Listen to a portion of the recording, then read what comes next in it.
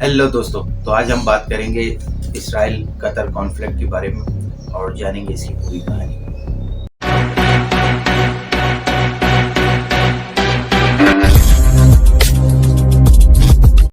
जी हाँ, इसराइल के हालिया हमलों ने न सिर्फ कतर को बल्कि पूरी दुनिया को चौंका दिया। आखिर ये हमला क्यों हुआ, कतर का रद्द अमल क्या होगा और मशरकी वस्ती पर इसके क्या असरात मुरतब होंगे। 9 सितंबर 2025 को कतर के दारुल हुकूमत दोहा के एक रहायशी कॉम्प्लेक्स को इसराइल ने निशाना बनाया, जिसमें हमास के कुछ रहनुमाओं के साथ एक सिक्योरिटी एहलकार भी मारा गया। याद रहे कि कतर हालिया कई वर्षों में इसराइल और हमास के दरमियान सालिस का किरदार अदा कर रहा है, लेकिन इस हमले ने सालसी के अमल को शदीद नुकसान पहुंचाया। कतर ने इस हमले को रियासती दहशतगर्दी और बैनुल-अक़वामी क़वानीन की शदीद खिलाफवर्जी करार दिया।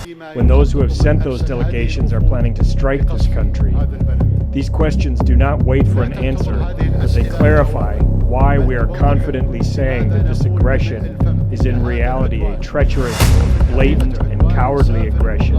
का कहना है कि ये वाक़या अमन मुज़ाकरात को शदीद मुतासिर करेगा और खित्ता मज़ीद कशीदगी का शिकार हो सकता है। अक़वाम मुत्तहिदा की सलामती कौंसिल ने इस हमले की शदीद मज़म्मत की है और कतर की खुदमुख्तारी का एहतराम करने पर जोर। याद रहे कि अरब लीग और तमाम इस्लामी कंट्रीज कतर के साथ खड़े हुए। अमेरिका ने भी कहा है कि अमन मुज़ाकरात को आगे बढ़ना चाहिए, लेकिन सवाल ये पैदा होता है कि क्या इस हमले से अमन की राह बंद नहीं हो जाएगी।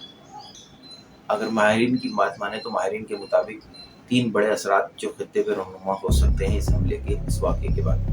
खित्ते में मज़ीद सियासी और अस्करी कशीदगी, कतर और इसराइल के ताल्लुकात में मज़ीद बिगाड़ और सालिसी का अमल मुस्तक़बिल में खतरे में, यानी मशरिकी वस्ती के अमन की कोशिशें एक बार फिर गैर यकीन का शिकार हो गई। तो दोस्तों, ये है कॉन्फ्लिक्ट इसराइल और कतर के दरमियान। दोस्तों, आपके ख्याल में क्या इसराइल और कतर के दरमियान अभी मुज़ाकरात हो सकते हैं? आप अपनी राय हमें कमेंट्स में ज़रूर बताएं।